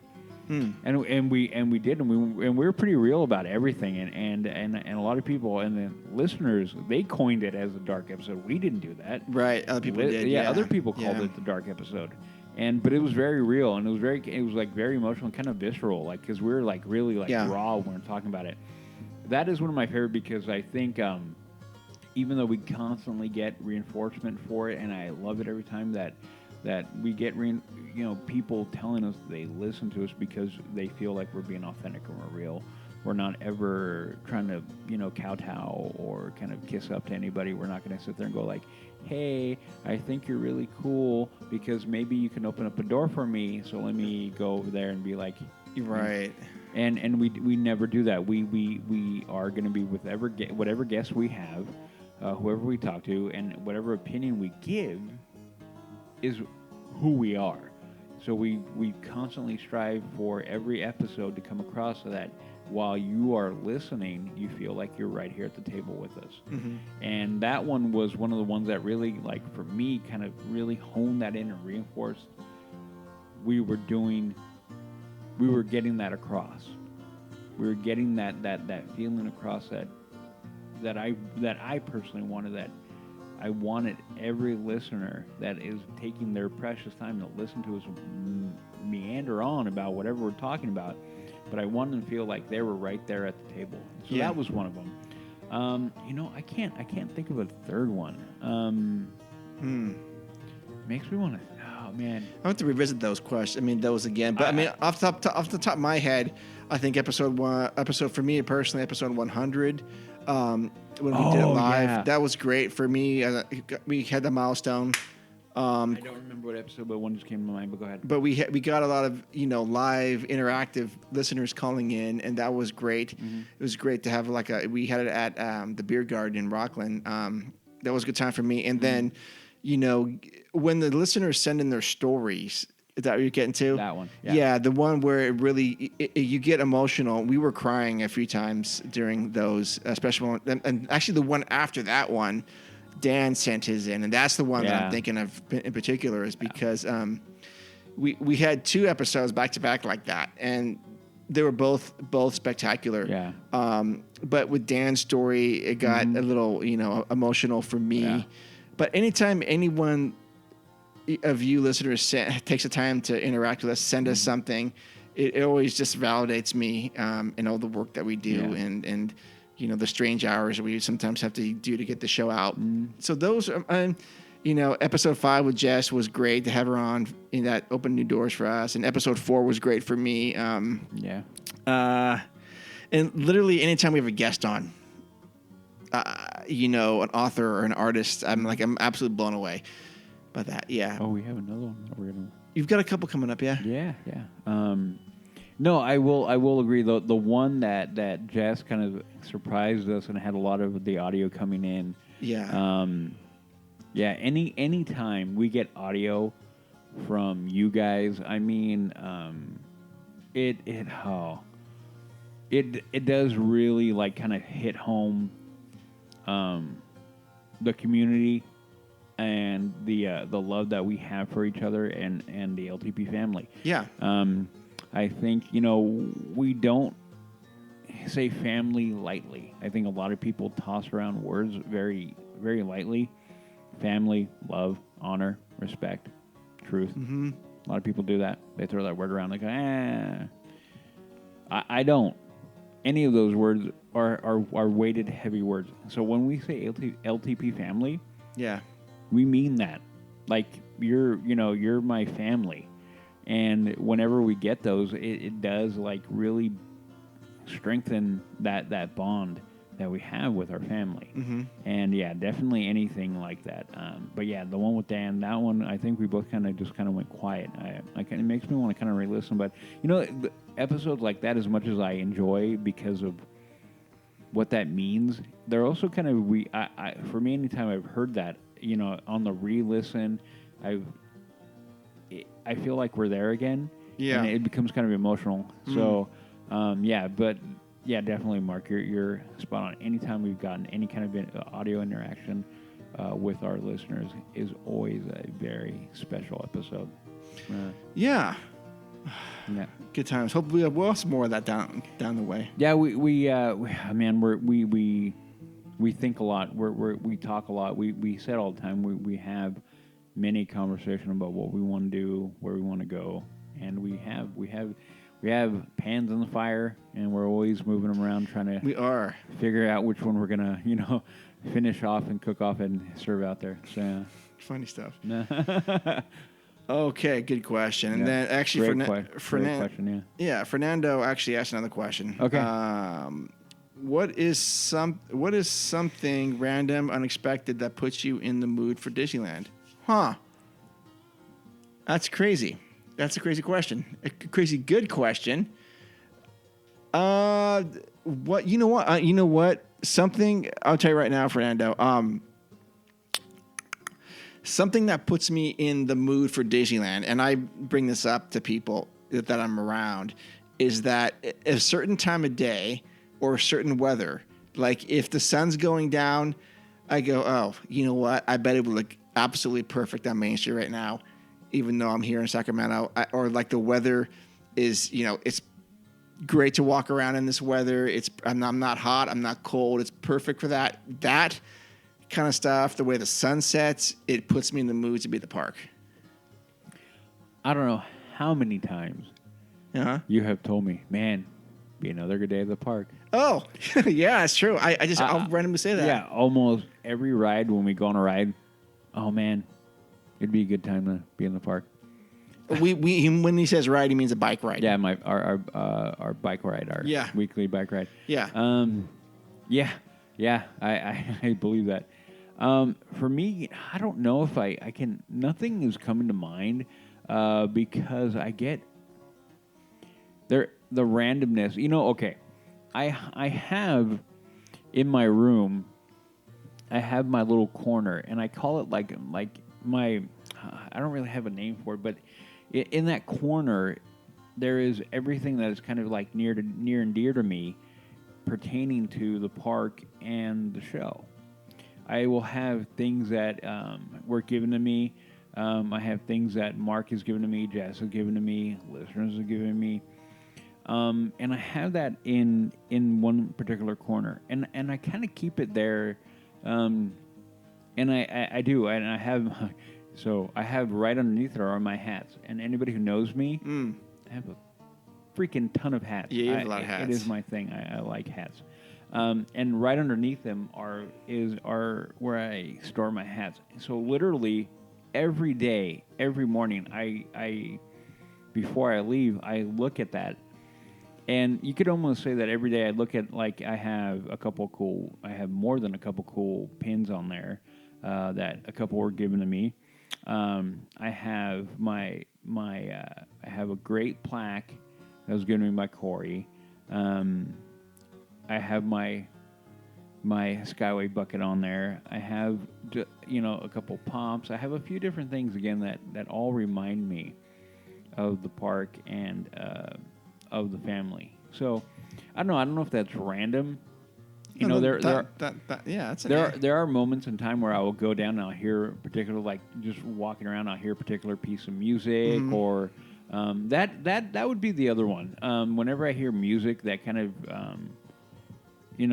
and it won't be like necessarily a specific music, but like anything that is kind of reminiscent of the park, that will kick my mind off and go like, hey, that'd be kind of cool. That's the vibe we get. So yeah, I would go definitely that my little kind of my corner of happy, my happy corner of happy thoughts right there. Mm-hmm. And then any kind of music that occasionally will kick in and be like, oh yeah, that'd be great. Yeah. Yeah. Well, good answer and a very good question. Yeah. I've never thought about that before. Michael asked, "Do you miss me?" Yes, we do miss you. We talked to you. Yeah. My daughter Ariel asked, "Who likes Disneyland the most out of the three of you?" That's a tough question. It's hard to, Jess, maybe. Okay. I don't think there is one who likes it more. Okay, I think she's got it tattooed on her. Well, I know, but that doesn't necessarily mean that. She's fully committed. No. But let me be more clear. Okay. Jess has Disney tattoos, not Disneyland tattoos. She has one Disneyland tattoo. Yeah. And for anybody who doesn't know, I will describe it real quick because I'm trying to think of where it is on her leg. Yeah. It is basically like the heart monitor. Beeping. You'll have that little up and down. Yeah. And then one of the up spikes forms the castle and then keeps on going. So that is like a Disneyland tattoo. Sure. But I think we all are pretty high up there because we all come from it from a different point of view, a different angle. When you talk to Jess about the park, it comes from a place of Walt and loving Walt and loving Disney, so movies and music and the shows and all that. And then I'm coming from the angle of, growing up, going to the park, and it being a thing in my life that was there, and we'd go a couple times a year and whatnot. Like I've said before, we take family. It became more family, communal kind of thing. Like, the time to be with the family, and it was a fun place to go. Then you have it from your point of view. You again, you had it, but you didn't go nearly as often as I had the luxury of That's going correct, and the luck of being able to go. But then you take on the thing of history and having it, the architecture and theming. So we all come from it from a different point of view, and I don't necessarily think that one of us has more of a love of the park necessarily. I think we all love it at a very, very, very, very high level, but we all look at it from a different point of view, and we love a different aspect of it, if you want to put it that way. For sure. So, yeah. Well, that's a great answer. I can't even add to that. So, no, you're right. I think you hit that nail on the head. Thank you. Efron says, if One Kingdom from Walt Disney World was coming to Anaheim, which park would each of you prefer? So one of like Epcot, Animal Kingdom, Disney Hollywood Studios, or Walt Disney World to come to Anaheim. So I've been to Walt Disney World once, and that was 1987. So it was only Disney World and Epcot was there, yeah. So, but that being said, my daughters have been there when everything was open, and they said, both of them said, "Dad, you will love Animal Kingdom." So I'm going to say Animal Kingdom. Yeah, I guess. Yeah, because we don't need Disney World here, and we don't need. Well, Epcot would be kind of cool. Okay, so we don't need Hollywood. No, we don't need that. We have the real one. Yes. Even though it's a drag. But anyway, I would go with, for me, being a toss-up between Epcot and Animal Kingdom. Only because everything I hear about both parks, because I've never been, so I'm only going by what I've heard and what I've seen, and other people's experiences and how they have conveyed them to me. Animals are fascinating to me. So living, and then I remember going to different, things growing up. Trying to think of the wild safari. There was a park in Southern California at one point that was kind of like a safari park. You mean Lion Country Safari? Yeah, there we go. Yeah. I've been there. And even though we did not go very often there, but we had Marine World down there. We had SeaWorld I would go to. So growing up, we did go to theme parks that were more, that were animal based. So if I had to pick, I'm going to agree with you. I think I would really like an Animal Kingdom because I miss that. I remember loving that. We would go to different shows with different animals like dolphins and killer whales or orcas and sea lions and all those kind of things. And some people may get mad at that and go like, hey, that, and I kind of get that. But having, being able to see animals, I think is important. People need to recognize that the world is bigger and there's a lot of things going on, and that is one way to convey that. So I would totally be down for Animal Kingdom, I think. I mean, Epcot, but then you flip that over, you have Epcot, then you have culture in different parts of the world. And you, both are good answers. Yeah. Yeah, I mean, but I think probably Animal Kingdom would be great here.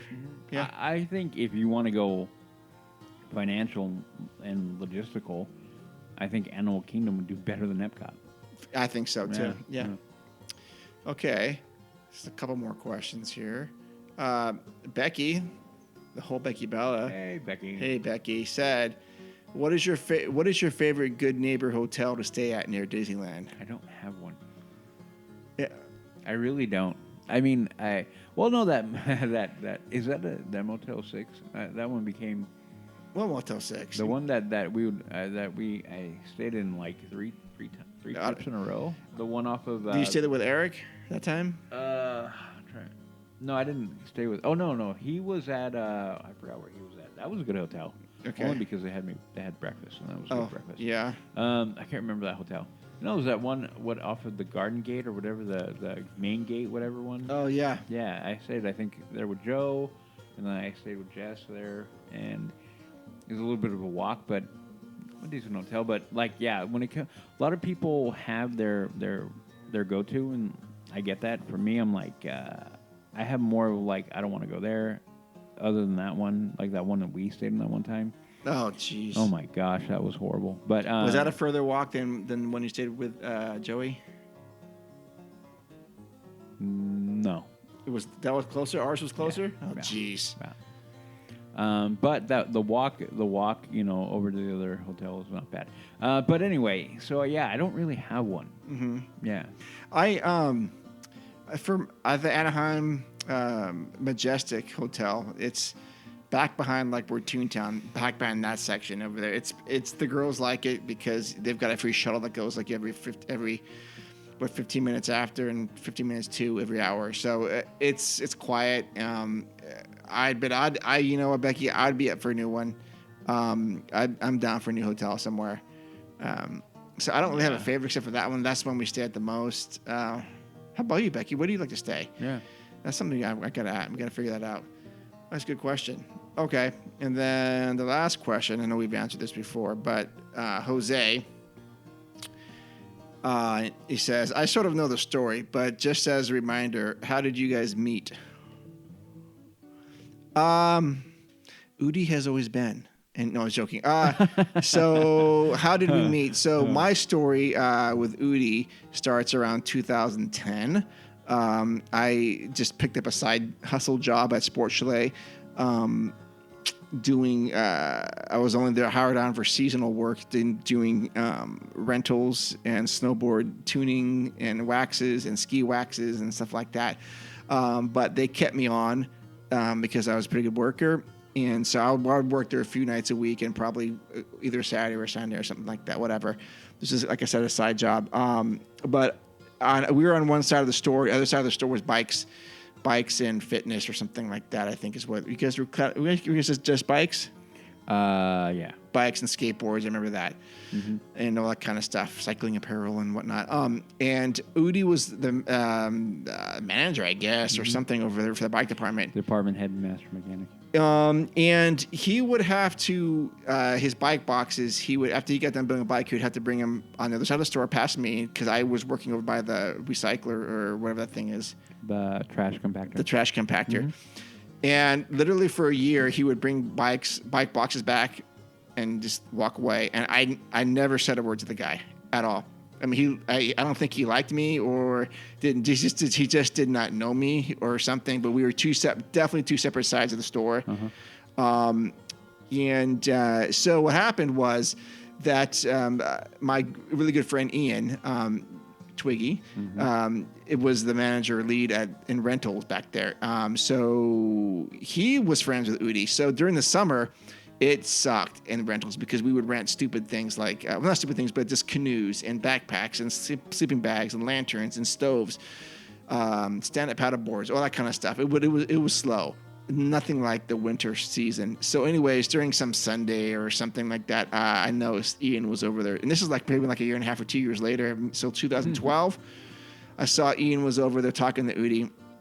And I go, well, if Ian is friends with this guy, I guess I can go hang out over there. And so I walked into the bike section and started talking to Udi, just very high level stuff about whatever, bikes and whatnot. And I don't think he knew too much about me, or I clearly didn't know anything about him. But we got to talking just about stuff, Star Wars or bikes or something. And he'd mentioned Disneyland, and I had mentioned Disneyland or something. It didn't even register with me. Anyways, Ian left to go to college, and I sort of was on my own there on that side of the store, even though I had some other friends. But anyways, during the next summer, I think I ventured over to bikes more. And then I asked Udi if I could, or I asked someone if I could hang out on bikes in the winter or in the summer. And that's how I did it. And I think Udi... Udi said, "Okay, buddy, you have to train you, or I've got to do stuff for you, whatever." I wouldn't. In other words, I couldn't be left there by myself. Nope. No way. So I think that's how that happened. And so, anyways, Udi trained me how to build bikes, and that's how it started. That's how it really started. And then we had another guy there that was named Daniel, who loved Disneyland, but it was kind of like, well, Daniel's Daniel. I'm not going to say he's a buffoon, but he's, I like Daniel. He's just a little different. Yeah. But I would do trips down to the park, and he would give me money to go get stuff for his daughter. And Daniel was friends with Udi as well. Mm-hmm. And we all are still friends, oddly enough. But then I noticed that Udi was, at some point we were talking about something, and he said, "Hey, I'm going to go do a podcast." And I had been thinking about doing a podcast anyways about Disneyland because I loved it.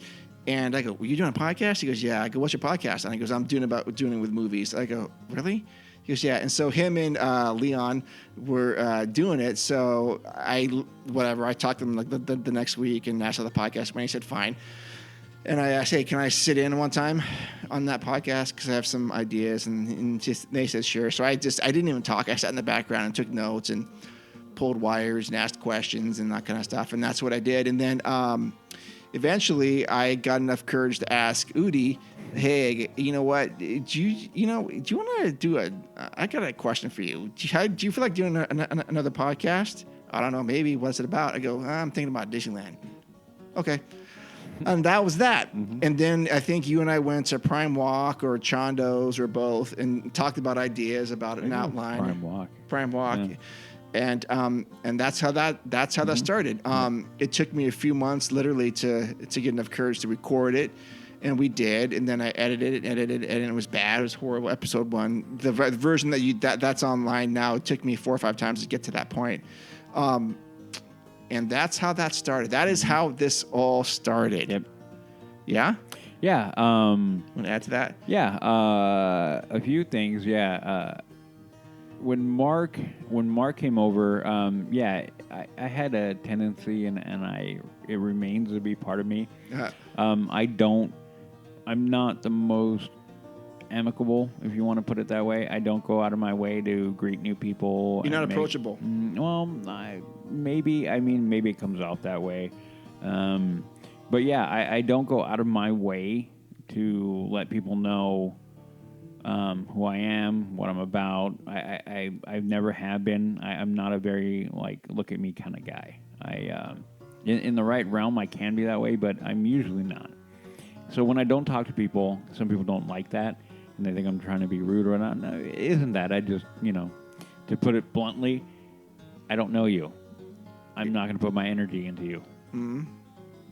Not saying you're a bad person. I don't like you. But if I don't know you, I'm not going to put my energy into you. Sure. And so that's what it was. And Mark, that behavior that Mark talks about, he's not the only one I was like that with. Sadly, and this is one of the things that I try to work on, but I am me. There are a lot of people that I've run across since the days of Shelley, like, "Oh yeah, I worked with you." "Really? When?" "Oh, there. How long were you there? A year?" "Ooh, yeah, I don't remember you at all." "Oh yeah." Sorry, not to be mean. I don't want to be mean, but yeah, I don't. So and that kind of went that way. Yeah, Mark kind of worked his way in. I ran my shop as I ran my shop. Luckily, I had the support of the management staff to leave me alone. They came to me and said, "Hey, X, Y, Z needs to be accomplished. Where are we?" And I'd be like, "We're here, here, here." And then they would leave me alone. That was one of the beauties of it. And then when it came to hiring new people and bringing people on, they always deferred to me. Like, "Do you want this person on?" They would have to go through what I would call their trial period, and I continue to do that to this day. Whatever field I've ever been in, anybody new, I put them through their paces. Right now, with what I'm doing right now, we're getting a lot of new guys in a program designed by the company, and you bet your bottom dollar I put them through their paces. Mm-hmm. I train them, I show them, but I don't cut them much slack. Okay. And Mark, you've been on the receiving end of that. Yeah. And nothing personal. I just trying to make you better. Yeah.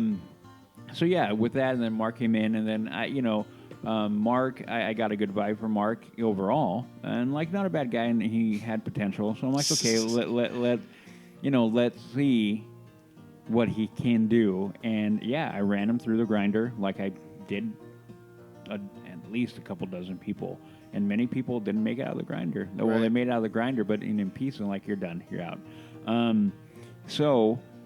But yeah, then he asked me that, and I went, yeah, because again, talking about Disney and having that level of connection with the park, for whatever reason, it was total, like, I never had any apprehension, and I was having a lot of fun doing the Bad or Bad podcast. Yeah. It was a bunch, basically what we do with here, but it was a little bit more, it was more production oriented.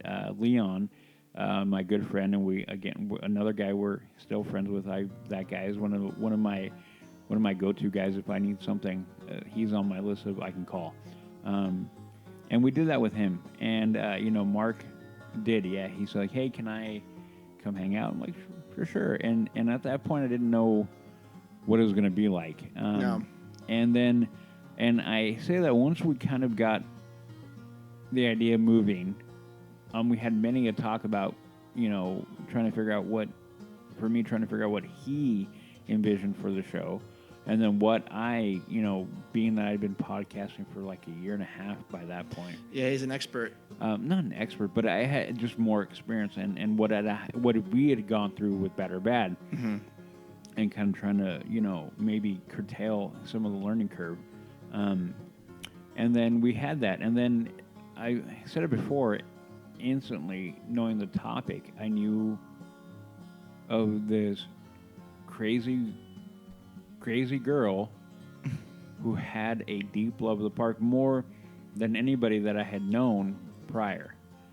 And I'm like, here's a person who is a lover of the park. Her knowledge on the park, Walt, movies, music, that kind of thing is very deep. Mm-hmm. And it all comes not because she felt like, it was like a chore or a hobby, but it was a mental connection with Walt. And I'm like, yeah, no, we need her on there because she's going to have an insight to and knowing again that she had been, a CM and worked there. So I'm like, here's another person who can give us an extra angle, a different point of view that you and I could have we both have. And that has proven to be the truth of the matter as we, have been podcasting for as many years as we have, that we'll completely come from different points of view on the same topic. So yeah, that is kind of how we went. Jess, I kind of said, hey, you need to do that. Hey, you need to do that. Hey, I need you there. I love it. I think you'll have fun. Reluctant, no, I don't want to. And then finally, like episode 3, she finally went, okay, give me the link. Sent her the link. Then we did our famous episode 4, our deep thoughts on Frontierland, which I still like that episode. Me too. Yep. And then yeah, at that point she kind of went, okay, I'll do it. And then there we go. The community and then has all been from nothing but Mark coming up with a crazy idea and like me saying yeah, and then going, okay, let's twist Jess's arm and have her come aboard. Yeah. And that's it. And Udi knew Jess from skating rink or something. Yeah. So my history with Jess is that much like Mark, I had a side hustle, and my side hustle was working at the pro shop at the ice rink because at the time I was playing hockey a lot, and I needed to find a way to pay for it because it is not cheap. Oh. And new gear, ice time, it is not cheap. So yeah, I had worked in a small shop before, and I learned a lot about skates and sharpening and things of that nature. So that is what I did. I worked in the pro shop, and she happened to be working in the other end of the other side of the business, which would be the rental and basically guest relations and all that kind of thing. She was, I think, a lead or something like that. Okay. She kind of directed the people to in the rental for parties and things like that. And she hopped around a lot. She wound up being one of the the higher up managers before she left to go be the CM. But anyway, so yeah, that is how I met her. She would always be, because of the way the rink was designed, I was on one end of the entrance and she was on the other end, so we could literally see each other through glass, and we just wound up talking. And then that came up, Disney came up, and that is how that all came out. And I remember we had many a conversation that she was trying to figure out if she wanted to actually try to go be a CM, and I was like, why wouldn't you go? Why wouldn't you? Right. And she did, and I'm glad, and I'm happy that she finally, kind of took my advice. And I know I wasn't the only one telling her to go, but Mm-hmm. And didn't she mention the other day that she would do it again? Yeah. Yeah. Oh, I have no doubt. Yeah. I think if the opportunity came, the right one, in a heartbeat. And I think even you and I, we were talking about it on our bike ride, and you asked me like, hey, if they came to you and said, hey, you need to be 3 months, doing Adventure Campus. Yeah, go down to Adventure Campus. Yeah. We need you to move down here for 3 months or 6 months. Would you go? I'm like, yeah. I'd be like, when do I need to be there? It'd be that much of a discussion. It wouldn't even be anything. I'm like, yeah, I'm there. Like, you're gonna pay me what? I'm gonna be there. Okay, and then I would work it out. I would just grind it out and figure out where I'm gonna be, and I would make that happen. Because there are certain things in life that come across, opportunities that you don't get often. Right. And when those come across, even though you may be apprehensive about it, I think one thing that I'm proud of myself over and all in my life is that even though I have fear, I kind of continue to move through it and recognize like, hey, the potential benefit of this is far better. So that, small as a podcast, but in general, So yeah, for her, I was very happy that opportunity came across, and yeah, I would totally do that. I would make that happen because, let me go into real quick. Working with Ricky in the movie, I was kind of like, yeah. Completely out of my realm, completely out of the norm, not knowing, like, okay, I've never been in this industry before. What do I need to do? And I went, and I may be going again, by the sounds of it. We'll see how that goes. We'll find out. But yeah, the details are about that. Yeah. Yeah, and if he and I have had a few conversations, I may be gone for a little while. But yeah, that is one of the things that I'll be like, where am I going? For what? How much you pay me? Let's roll. There you go. Let's roll. Let's go do this. Yep, so that's true. Yeah. So anybody who does that, and you basically geared up and you go take advantage, because a few things come across once in a lifetime, and you better go. Yeah, absolutely. You better run for it. Yeah. So, Jose, that was the answer of how we met. Yeah, there you go. And here we are, wrapping up 129 episodes. Yep. So that's only goes to show you, I guess, how things start. And if you're interested in doing it, and you got to pursue, and you got to go through high times and low times. Yeah. But if you're interested in it, you'll make it happen. And that's kind of what we're doing here. Yeah. Yeah. All right. Well, that was all the questions. Thank you so much for bringing those. I'm going to save these questions because I want to hear Jess's answer to these, and maybe when she comes back on, we'll ask a couple of those to her so that she can answer, because I want to hear what she has to say. Yeah, we'll go with if she doesn't have a one-on-one ready, this will be the one-on-one. Oh, for sure. Oh, that's great. That's great. We'll break a few apart. Like, okay, you're going to answer 3 questions. We'll just do them all. Or do them all. Yeah. Okay. Yeah. Excellent. You see, you did a good job right there. Yeah. Okay, so thank you so much for listening to that. That was episode number 129.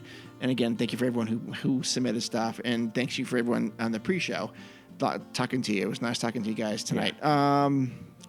So episode 130 is coming up. We may have a guest on, or we may not. I don't know.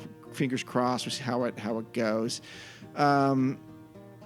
But if you want to support the show, make it really simple. Go to leavingtodaypodcast.com, click on the Patreon link, and do either $1, $3, or $5.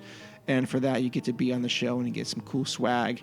Also, buy a T-shirt or a sweatshirt or a hoodie or whatever it is we have on our TeePublic site. Also on our site, all the information's there. Same with Instagram; it's all there. And please leave us a comment or a star rating on whatever platform or medium you're listening to. Udi, where can people find you?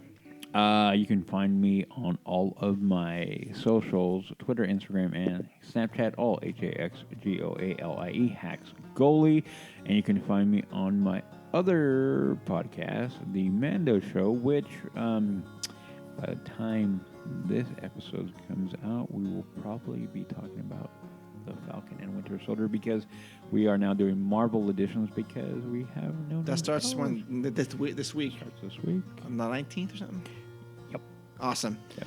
And then I just want to reiterate what Mark said. Thank you guys for interacting, sending in those questions. We will do this again. We've never really done like a wide open AMA before. No.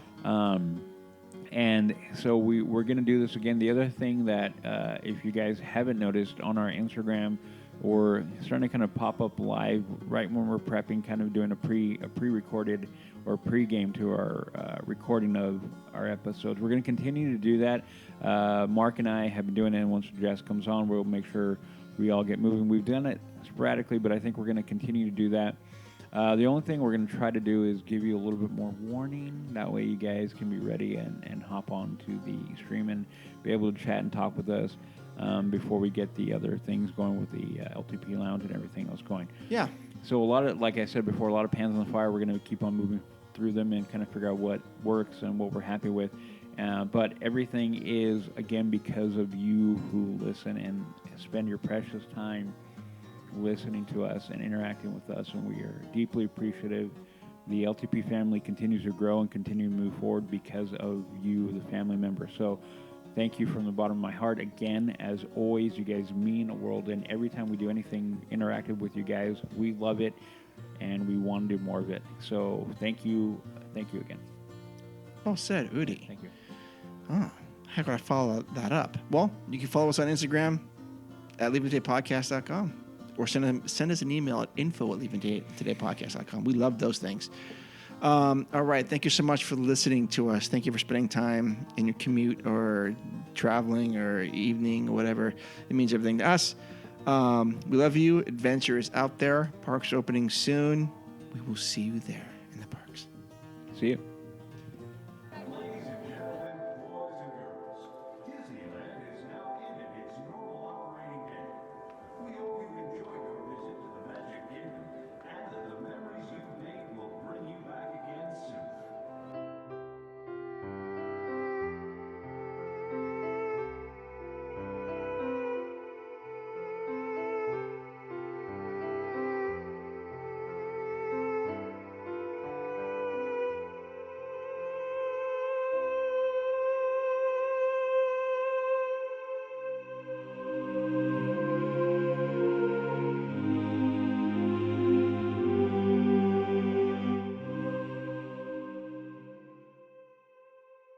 You know, it would be really good with it. My green apple and jalapeno sauce. Babadoo. How's that? Babadoo. Okay. Water's for quitters. Jessica Aurora Farfan. No. What are you doing? Definitely not. I'm so freaking ready. I like cake for the three of us. I know. Kitty. It's like a breath of fresh air. Boy, was my face red.